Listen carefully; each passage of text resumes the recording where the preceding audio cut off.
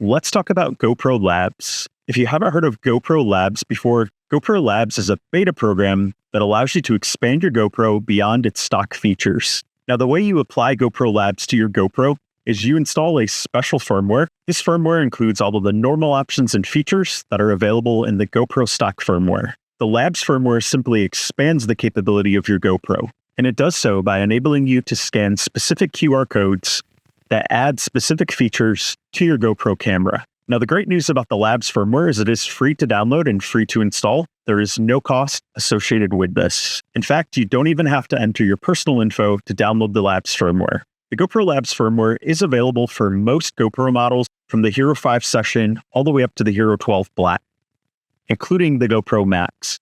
And of course, the experimental features that you can use with the Labs firmware are different depending on which GoPro you own. There are certain features that'll work on the Hero 12 that won't work on the Hero 9 or the Hero 5 Session, of course. And for all of my demonstrations today, I will be using the Hero 12 Black. So first, let's get this firmware downloaded and installed. And in order to do this, you'll want to use a computer, and that computer can be running Mac or Windows. Either one will work fine. I'm going to use Windows for today's demonstration. So in order to get the GoPro Labs firmware, you need to navigate to the link below, or you can simply go to your favorite search engine and search GoPro Labs. And once you get to the GoPro Labs site, you're going to see this section right here that says Try Now, and then you're going to see Getting Started down here. So you want to click on Get Started, and this is then going to load this page right here. So you want to go down here near the middle where it says How to Install and Use GoPro Labs Firmware. You want to click right here where it says Download the GoPro Labs Firmware. And then what you're going to do here is you're going to select the GoPro camera that you own, and you're going to click on that. So in my case, I'm using the Hero 12 Black. So I'm going to click on that firmware right there. And what it's going to do is it's going to start downloading the firmware. You're going to see the progress up here. And it's going to be in a zip folder. So once it's done downloading, we're going to unzip that folder. We're going to copy it to the micro SD card on here. And then we're going to get the firmware installed. So once it's done downloading, you can right click on it and go to Show in Folder. What you want to do is you want to right click on the zip file, and you want to click Extract All, and then you're going to click Extract, and going to then bring up this folder right here. So the next step you'll want to take is you'll want to remove the micro SD card from your GoPro, and then you want to insert that into your computer. Now, some computers actually have a micro SD card slot. My desktop does not, but I have one of these little USB adapters that I can use, and I can put the micro SD card in here. So once you've inserted the card, you want to copy the update folder, and you want to copy the entire update folder. You don't want to copy just the contents within it. You want to get the actual folder. And once you've copied it, you want to go to your micro SD card, and you want to click Paste, and you're going to let the folder paste to your card. And once it has, you can eject your micro SD card from your computer, and then you're going to take the micro SD card, and you're going to put it back into your GoPro. And you want to make sure your GoPro is powered off when you do so. Next step you're going to take is you're going to power on your GoPro, and the GoPro Labs firmware is going to start to install. So I'm going to power it on here. And what you're going to see on the back of the screen here is you're going to see updating. It's going to say it on the front, of course, as well. And this process is going to take about a couple minutes for the firmware to fully install. And you'll know it's finished when there's a check mark on the front screen here. And on the back screen, it's also going to say firmware update complete. So I'm going to wait for this to complete, and then we're going to go to the next step. The update is complete, and the camera's going to restart one more time. Now let's dig into this firmware, and let's look at the features that you most want to use for your GoPro camera. Now, there are two ways to create and apply QR codes to your GoPro. And the best way to do this by far is by downloading the QRControl app onto your smartphone. This has everything you need right there on your smartphone. You can create the QR codes. There's an explanation for each of them, and you can then save them to your camera. And anytime you want to scan them or remove them, it's all right there on your phone. And if you have your phone with you like I do when I have my GoPro out, everything is right there where you need it. The second option is you can use your computer. GoPro has a website called GoPro QR Code Creator, and it's a great site. It's got pretty much everything the app has there in one place. But the problem with using the computer is you're probably not going to have a computer with you much of the time when you're using your GoPro out and about. So I recommend using the app just for a seamless experience. As long as you have your smartphone with you, you've got everything you need right there. So the first thing we need to do is we need to install this app. So what you want to do on your phone is you'll want to go to the App Store, and you'll want to search QRControl, and it's all one word, and you're going to see the app right there. It's going to say support for GoPro Labs. So you want to click to download that app, and it's going to install pretty quickly. It's a pretty small app, but it's packed with a lot of great explanations, and it really will help you to customize those QR codes exactly as you want to. So once you've installed the app, you're going to click open. And when you first open the app, you're going to see a bunch of tabs at the top here. Tabs like mode, ProTune, prefs, name, etc. So I'm going to go through these tabs explaining what you can do with each of these. And then I'm going to get into the 5 QR codes that I use most often. And I'm going to show you the exact settings that I create. And then I'm going to show you how to scan them onto your GoPro. So first of all, under the mode here, you've got some different options. You can select your camera mode like video. And this is basically where you can key in settings. So you can choose different settings here.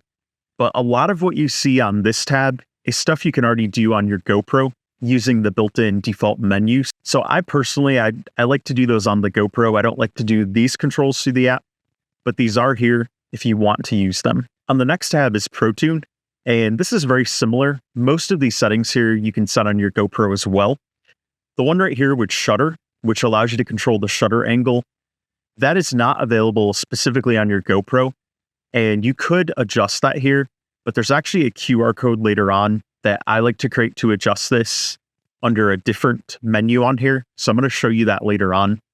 But I wanted to note you can adjust it right here as well. And on the Preferences tab, most or all of these settings are also available on the GoPro. And under the Name tab, you can personalize the name of your camera. But that's where if you want to give it a personalization, you can do that right there. Now, once you get to the Start tab, you're going to start to see more features that you cannot necessarily directly do on your GoPro. The Start tab allows you to schedule your GoPro for when you want it to start and when you want it to end. And it's got a lot of real good options here. So you could tell it to start in 2 hours, 12 minutes, and 30 seconds from now if you wanted to.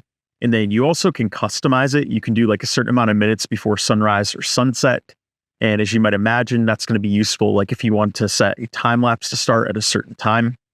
Some of these settings you can do on the Hero 12 and some of the other cameras, but it is good to know that you can do it there as well. The Motion tab is also a really useful tab. You can use your GoPro as a motion detection camera, and you can set various parameters so that your GoPro will start and stop recording based on motion. So common uses for this would be if you're using your GoPro as a trail cam, or if you're using it on an adventure and you want it to trigger recording when it detects motion and then stop recording when the motion stops. So there's a lot of different parameters you can put in here. You can adjust the sensitivity also. Generally, it's recommended to go right around medium for that, but you also can mask out motion. So what that mask allows you to do is if you have something in your frame that's like constantly moving, like a ceiling fan, or if you have a branch on a tree that's blowing, you can apply this to your camera and it's going to give you an option to mask it out so that your camera won't trigger when that specific object in your frame is moving. The Speed tab is similar in a way. With the Speed one though, you can set a specific speed where the GoPro will start recording if the GoPro is moving at that speed. So if you have this mounted on a race car, an airplane, anything like that, you can trigger it so your GoPro will automatically record when it hits, let's say, 20 miles per hour. And then you could have an end speed where it stops recording if it reaches like 10 miles per hour. And then you can have a hold time at the end too. So if you are going along 20, you reach 80 and then 100 on the racetrack, and then you slow down at the end of the race, the recording won't stop until you get to 10 or below. And if you select repeat here, this code is going to repeat that recording on your camera anytime these conditions are met. So if you're doing like several races or several takeoffs, whatever you're doing, your GoPro is going to automatically start and stop recording based on those parameters. Next, we see the SPL tab. SPL stands for Sound Pressure Trigger. And as you might have guessed based on the name, you can trigger your GoPro to record when decibels reach a certain level. And you can define the start sensitivity and the end sensitivity. So that's pretty cool. You can have delay seconds, you can have a hold time, and you can of course have repeat so that your GoPro will start and stop recording each and every time those conditions are met. And then finally, we get to the Extras tab, and the Extras tab is by far my favorite. There is a long list here of all kinds of QR codes. And the nice thing is over here in the feature information, there's an explanation in pretty good detail of what each and every code does. So if you start with the 24 Hertz one here, it talks about what that does, and it also tells you which GoPros it works on. So H10 to 12 means it works on the Hero 10, the Hero 11, and the Hero 12. And it also gives you the input data down here. So for this particular code, if you input a 1, it enables the code. And if you input a 0, it disables the code. So what I'm going to do for this section, I'm not going to go through this whole long list of like 50 of these, because you can explore those on your own. But what I do want to do is I want to go through the 5 of these that I use most often, and I want to show you exactly how I configure them and what they enable you to do. So the first one here is BITR. This one I use pretty much all the time in my GoPro. And this one does work on the Hero 10 to Hero 12. And this basically adjusts the bitrate of the footage you're recording. In video mode, the default bitrate is generally going to be around like 100 to 120 megabits per second. But on here, you can set the bitrate all the way up to 200 megabits per second. And I have found that about 180 is about the max of quality. I don't really see a boost in quality over 180, but you can go all the way up to 200 if you want to. But I usually stick with 180 on here. I find that gives me a little bit extra detail and quality in my footage. And when I'm editing later on, I can bring out some of that additional detail. And I feel like it looks a little bit better with a little bit less compression. So I like doing that. And I do check permanent. And what permanent means is after you create the QR code and scan it to your GoPro, permanent is going to keep that QR code applied on your GoPro unless you remove it. So that means if you turn it off and on 20 times to do different recordings, that QR code is going to remain there. If you don't select permanent, you can scan the code and you can use it for that session while you have the GoPro powered on. But once you reboot or power off your GoPro, that QR code is going to go away and you're not going to have it there anymore. So now that we've got the QR code created down here at the bottom, I'm going to scan it and apply it to my GoPro. And your GoPro is going to beep to confirm that it was applied successfully. Now, one important thing to note, if you do put a higher bitrate here, it's possible that you may need a little bit faster micro SD card. If you have the SanDisk Extreme, which I use most of the time in here, that may be a little bit too slow for some of the upper bitrate. The write speeds on the card may not be able to keep up with the GoPro. If you increase the bitrate from about 150 to above, it is worth considering getting a SanDisk Extreme Pro card. The Pro has a little bit faster write speeds, and you should have no problem with this keeping up, even if you do 200. So my second favorite QR code to use is EXPN. And what EXPN does is, first of all, you have to have a Hero 10 to Hero 12 to use it, but it simply allows you to set your minimum shutter speed. And the reason this matters is if your shutter speed gets below a certain level, if it gets too slow, that's when you'll start to see jitter and ghosting in your footage, especially if you're in low lighting. So what I often like to do here is I like to set this to about 240. And what the 240 represents there is that represents a shutter speed of 1/240. So when I have this code applied on my camera, it's not going to allow the shutter speed to ever get below 1/240. This is useful if you're having hypersmooth on and you don't want to have the risk of any jitter or ghosting, especially if you're hiking and going in and out of shadows, or if you're in low light. Super useful for that. Now, if you are using your GoPro on a gimbal, or you want to do the 180-degree shutter angle, then you don't want to use this code. I'm going to show you the other code that you'd want to use instead. But this one is a good one if you don't want to have to worry about that. And if you don't ever use your GoPro on a gimbal with hypersmooth off, this code is perfect. So the other code, if you want to set the shutter angle specifically, you want to go to EXPT. And what this does is this allows you to set the shutter angle so that the shutter angle corresponds to the frames per second. So the default is 360-degree shutter angle. And what that does, if you're filming in 24 frames per second, this will allow the video shutter speed to go all the way down to 1/24 for the slowest speed. That's a really slow shutter speed. With hypersmooth on, there would be a lot of jitter and ghosting. The footage would be unusable. And of course, at 30 frames per second, the shutter speed would be 1/30. At 60, it would be 1/60, etc. And the default on your GoPro to start with is 360 degrees. If you want to do the 180-degree shutter angle, you would put in 1 right here. And this is going to give you a shutter speed that's twice your frames per second. So this is good for that real good cinematic motion blur. At 24 frames per second, you'd have a shutter speed of 1/48. At 30 frames per second, 1/60. At 60, it would be 1/120. And at 120, it would be 1/240. I do use this QR code when I'm going for that if I'm using ND filters and I have hyper smooth off and I'm using a gimbal. This is the one that I'll use with the one right here. And if you want to use this feature to set the shutter angle so that it doesn't ever go too slow, if you're using 24 frames per second, you're going to want to put in 3 here. You're going to want to aim for that 45-degree shutter angle. That's probably going to be okay in most situations. But if you find it's got a little bit of ghosting and jitter, then you want to put in 4. If you're using 30 frames per second, you should be good with 3 here. And if you're using 60 frames per second, you're going to be good with 2 here. 60 frames per second, 2 is going to give you a shutter speed of 1/240. Now, speaking of exposure, the next code that I love to use is EXPS. But what this code does is this will display the ISO and shutter speed values on your GoPro, which I love having those there so I can see them. Otherwise, it's kind of a mystery what's going on in here. You can't exactly know what ISO and shutter speed the GoPro is defaulting to. So in order to enable this, you just put 1 there for input data, and then I select permanent. And then I'm going to scan this code right here.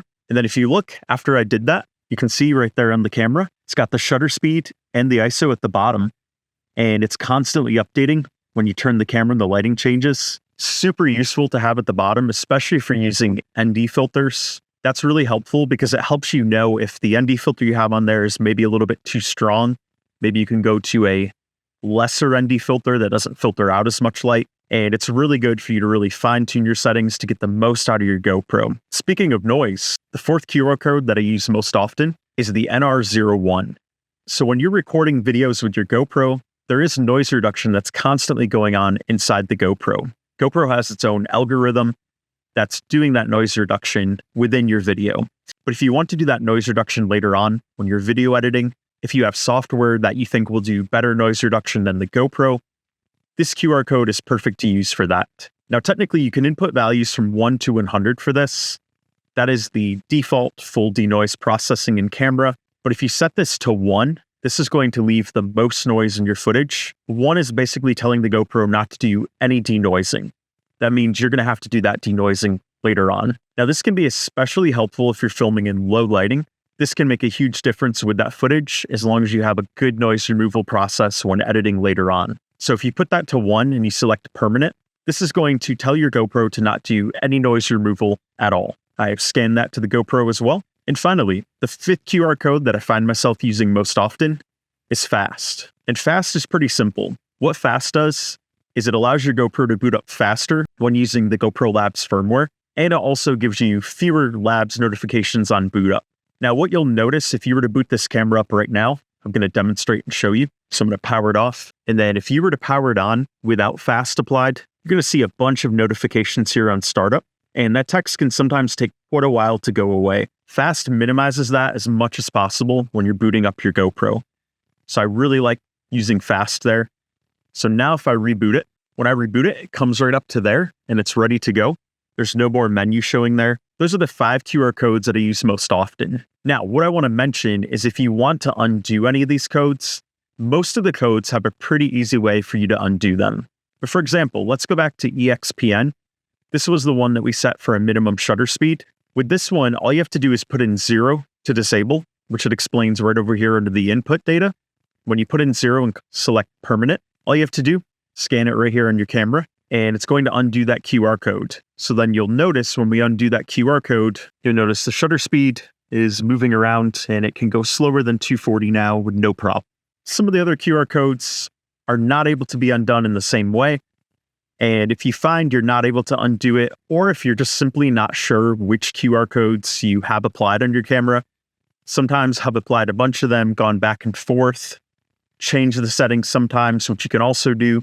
But let's say you have a bunch on there and you're not sure what you last left it at. You can go here to !reset. And this is going to remove all permanently stored QR codes on your GoPro. And all you have to do is just do 1 scan right here. And you hit it 3 times. And it's going to restart your GoPro when it does that. That's going to remove all the applied QR codes. So when you turn it back on, you'll just notice the default GoPro Labs firmware menu there. but there won't be anything else on there. Like the shutter speed and ISO, that's no longer there at the bottom. So which GoPro Labs QR codes are your favorites? Let me know in the comments below. If you're a GoPro owner and you want to make sure you're getting the most out of your GoPro, check out this video right here that will show you 10 things every GoPro owner needs to know.